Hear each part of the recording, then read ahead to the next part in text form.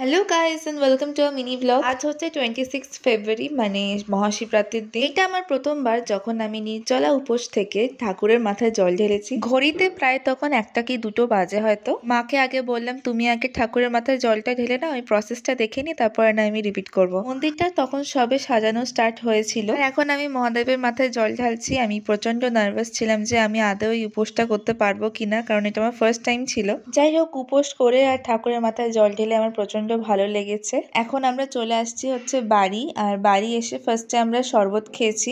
শরবত খেয়ে সাবু খাবো। আর এতক্ষণ মানে ফার্স্ট টাইম শাড়ি পরেছি, শাড়ি পরে অনেকটা দূর মানে ক্যানিং এর মধ্যেই ছিলাম আর কি, অনেকটা দূর গেছি, খুব কষ্ট। এই সাবুটা মা আগে থেকেই মাখিয়ে রেখেছিল আর আমার প্রচন্ড খিদে পেয়েছে। আজ আমরা সারাদিন লুচির উপরেই থাকবো। আর এটা হচ্ছে আমাদের লাঞ্চ, আলুর তরকারি আর লুচি। আর আমরা কিন্তু রাত্রিরেও সেম ডিনার করেছি। That's it for today, thanks for watching.